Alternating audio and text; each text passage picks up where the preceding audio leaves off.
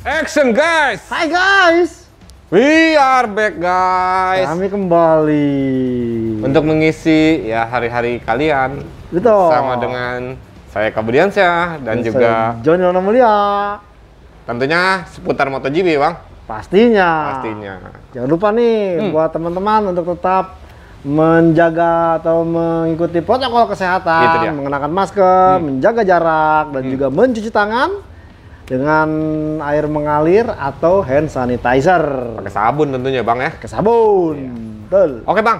Langsung. Oke guys. Kita langsung guys. Oke. Yang nggak kalah menarik sebelumnya ya bang. Ya sebenarnya hari Kamis kita udah bikin loh. Udah bikin. Oke. Video. Soal ini ya. Ya itu yang tiba-tiba ada breaking news. Valentino Rossi. Valentino Rossi. Betul. Tapi sebenarnya saat itu breaking newsnya bukan kepada Valentino Rossi-nya ya bang, betul. tapi kepada timnya Aramco Racing Team VR46. Betul.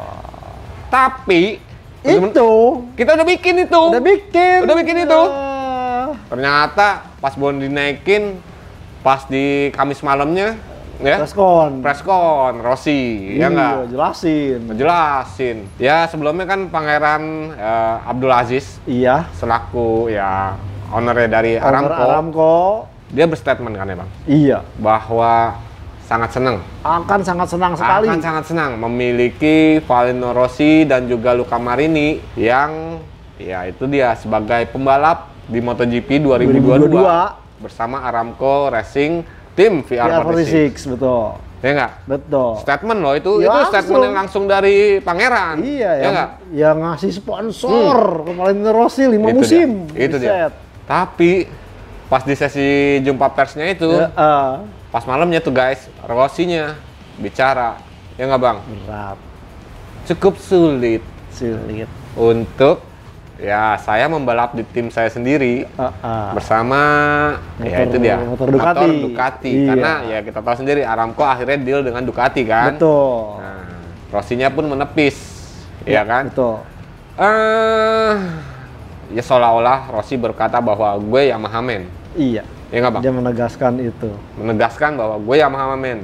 Dan apa yang gue alami dengan Yamaha sejak tahun 2004 bahkan sampai sempat dia pindah ke Ducati dan balik lagi ke Yamaha. Seolah-olah menegaskan bahwa karir gue pengen berakhir bersama Yamaha. Ya nggak bang? Betul. Tapi guys, ya nggak bang? Tapinya nih, ada tapinya. Ada tapinya. Seperti kita ketahui nih bang ya. Betul. Ya Maverick Vinales, ya kan? Memutuskan untuk pisah dengan Yamaha. Bergabung dengan Aprilia. Betul. Di MotoGP 2022. Betul.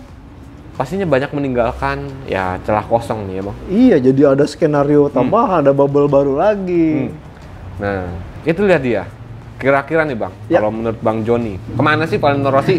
Karena gini, kalau kita bicara tentang Valentino Rossi-nya sendiri nih guys, ya bang, Iya. ya kan, selain dia mengaku itu cukup sulit, Betul. ya nggak? Dan Valentino Rossi bilang bahwa sebenarnya memang itu adalah keinginan dari si pangeran, Iya. ya nggak? Ya Sultan namanya juga, Sultan mah bebas. Iya, tapi kan nggak menutup kemungkinan bahwa Rossi juga seorang sultan sih bang, ya nggak? Sultan Tapulia. Iya. Range-nya gede. Betul. Sebagai selebritis dunia di MotoGP. Betul. Ya kan, fansnya banyak. Walaupun kadang-kadang kalau kita lihat agak tragis sih ya bang. Iya, kalau kita ngebandingin dengan penyanyi dangdut di Indonesia gitu ya nggak, dengan Valentino Rossi gitu kan. Iya. Jumlahnya beda banget. Valentino Rossi misalnya 10M di Instagram Iya, di kan. Instagram. Sedangkan kayak ya misalnya siapa yang dari Depok bang? Ayu Ting Ting. Ayu Ting Ting. Ya, Itu kan oke. fansnya wow. Hampir 2-3 kali lipat dari Rossi. Kan? Betul, Nah, betul. Tapi walaupun hal kayak begitu ya bang, tapi ini kalau menurut Bang Joni, Iya. gimana karir Valentino Rossi di MotoGP 2022? Jadi ada beberapa skenario nih. Ya. Karena skenario pertama adalah Rossi sempat mengkoreksi istilahnya referensi performa. Oke. Awalnya dia pengen di beberapa awal 5 putaran, Ya. terus sempat mundur 6, Ya. sampai akhirnya dia memutuskan untuk oke, summer break akan penentuan. Ya. Itu skenario pertama. Kedua, memang dari berbagai kalau hasil performa patokannya ini paruh musim pertama, banyak yang menduga-duga Valentino Rossi bakal mengambil keputusan pensiun dan itu akan diumumkan di San Marino. Oke, Di San Marino berarti setelah Austria 2 kali, dekat ketemu rumahnya San Marino, ya, Bang, ya. Dan biasanya 10 kilo dari betul. rumahnya ya. Tapi ada skenario ketiga nih dengan melihat kondisi yang ada ini sepertinya ya ini Valentino Rossi ini seorang pembalap yang memang istilahnya tuh meskipun udah paling gaek, paling senior, tapi masih istilahnya punya passion. Betul. Dan juga masih penasaran kok nggak bisa bagus seperti saat dia di tim pabrikan. Betul, betul. Nah ada kemungkinan dia nantinya akan memperpanjang lagi nih waktu untuk raportnya bisa Betul. mungkin ke sampai akhir musim nanti ya siapa tahu ntar ada beberapa sirkuit yang memang cocok dengan Yamaha seperti San Marino, kemudian Belanda atau Belanda kan udah nih. Silverstone, Silverstone Inggris kan itu Yamaha banget.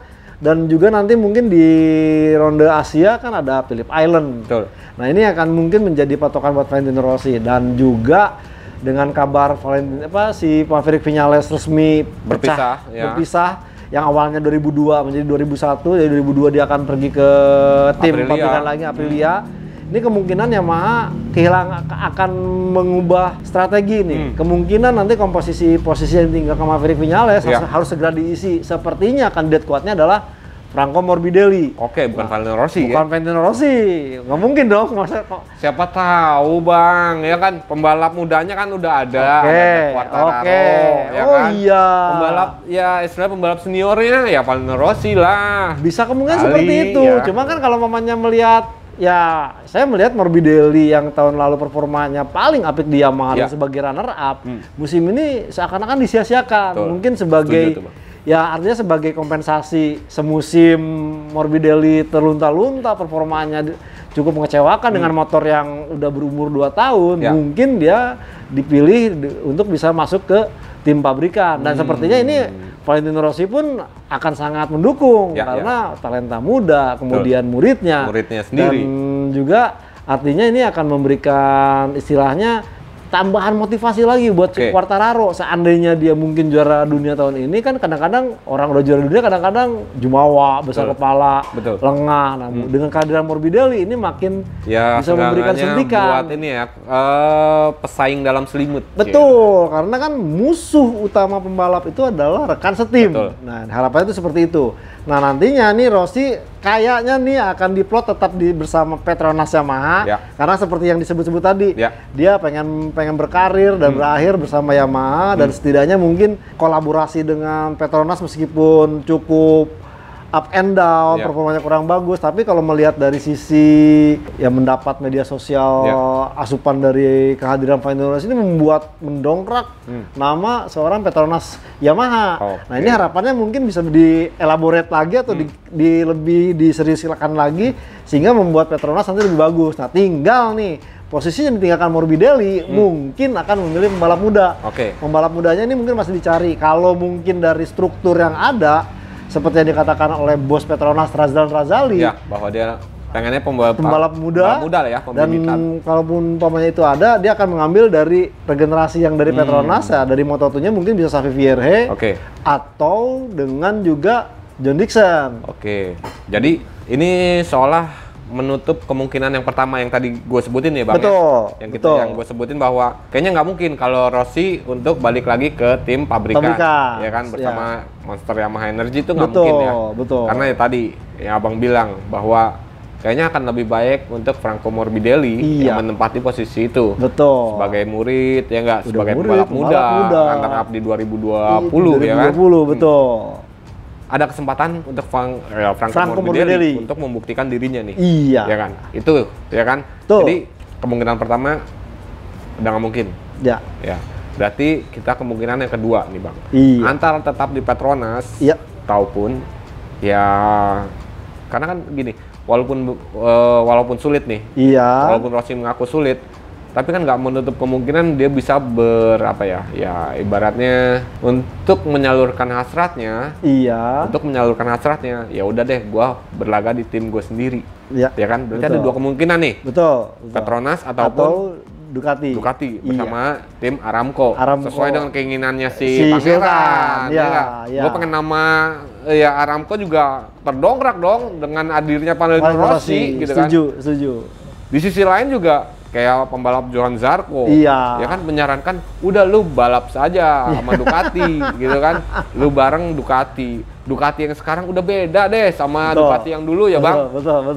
Johan Zarco yang mengatakan seperti itu kan, ya, lu bakal lebih cepet. Betul, karena sempat ditanyakan di press conference, ya, kan Zarco sudah merasakan motor Yamaha M1, kemudian tampil dengan Ducati. Honda juga dirasain. Dulu saya dan ditanyakan, menurut kamu nih, Rossi gimana? Ya butuh beberapa saat, tapi memang ada adaptasi, tapi setidaknya bisalah untuk Valentino Rossi bisa tampil lebih bagus bersama Ducati. Iya nggak bang? Tuh. Nah, jadi ada dua. Kira-kira kalau menurut abang, iya, ya terlepas dari yang ketiga nih. Betul. Rossi memilih pensiun, ya. Iya, kan? Iya. Yang Rossi memilih pensiun, kayaknya kesampingin dulu deh.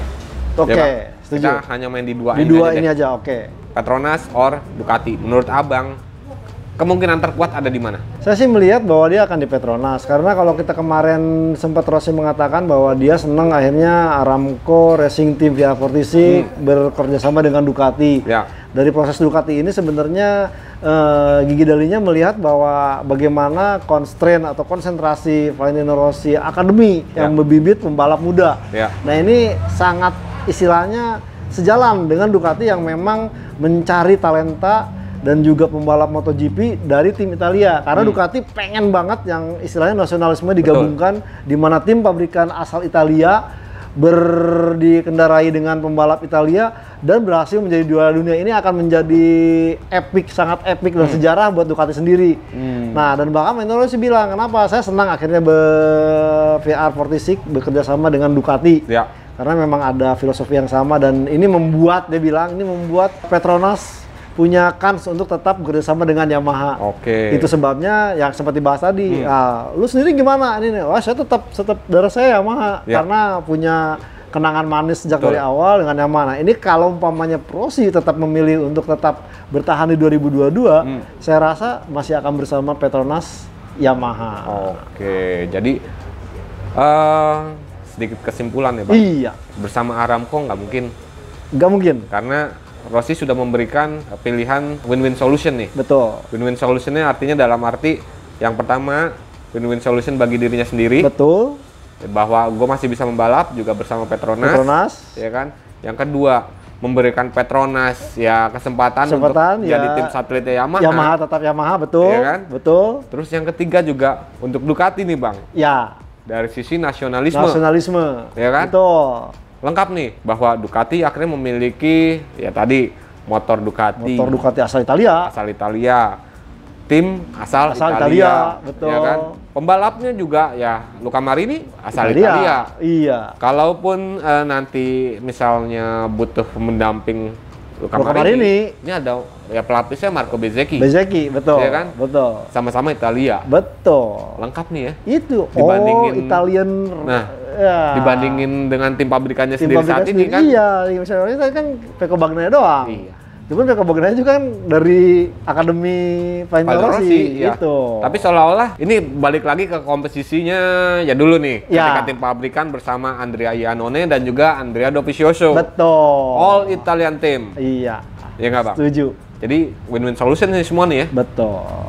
Kalau menurut kalian gimana guys? Ya, kalau pamannya buktinya ya kita tunggu musim depan. Itu dia. Kita minum dulu bang. Oke. Ini kopi Kawan Skopi. Kawan Skopi, gula aren. Gula aren. Ini favorit gue sih bang. Gula aren. Tadi sempat minum teh. Sekarang balik lagi ke kopi. Aduh. Nah, itulah bang. Jadi banyak ya sebenarnya kesempatan lah. Kesempatan masih ada. Valentino Rossi melanjutkan karirnya. Betul. Ketimbang dia memilih pensiun, karena ya tadi Bang Joni bilang kalau kita lihat performanya Rossi, ya maaf kata nih Bang ya. Iya. Dengan usia 42 tahun, ya kan? Usia 42 tahun, terus kayak gitu dibandingin sama pembalap yang berusia misalnya 23 tahun, 25 tahun, betul. 27 tahun. Nah, catatan waktunya itu nggak terlalu beda Nggak terlalu jauh. beda jauh, betul. Iya kan? Betul. Ya seperti kita tahu kemarin juga di Asen juga. kan catatan waktunya tipis-tipis semua ya, Tipis-tipis, Bang, ya. betul. 0 sampai 0,5 lah. Setuju. Ya nggak? Jadi secara competitiveness juga masih ada. Masih ada, Valentino Rossi. Valentino itu masih ada. Setuju, Iya nggak? setuju. Hanya tinggal menemukan ya sebenarnya senjata yang Yang cocok buat dia. Iya. Karena ibunya sendiri juga kan ngomong gitu kan, Bang? Iya, karena motornya aja nih. Ini bukan karena anak gue. Iya, betul. Kalau dia bilang gitu, Ah. ya kan? Bukan karena anak gue, tapi karena memang saat ini motornya tidak mendukung, ya tidak sesuai dengan gaya balap dia. Tidak Betul. sesuai dengan keinginan dia, ya seperti sebelum-sebelumnya. Sebelum-sebelumnya. Kan betul. gitu ya, Bang? Betul, betul. Oke, Bang, guys, kalau menurut kalian di mana Valentino Rossi akan berlabuh di MotoGP 2022? Tulis di aja, komen. komentar. Komen. Terus ajak juga teman-teman buat subscribe Betul. dan nyalakan tanda Tombol lonceng. lonceng. Teng, bang. Agar tahu ada info apa, yo. baru nih dari YouTube Autores. Oke. Guys, saya Eka Budiansyah dari Autores ID dan juga gridauto.com. Mohon pamit guys. Dan saya Joni Rono Mulia dari motorplusonline.com. Turut pamit. See you guys. Sampai jumpa.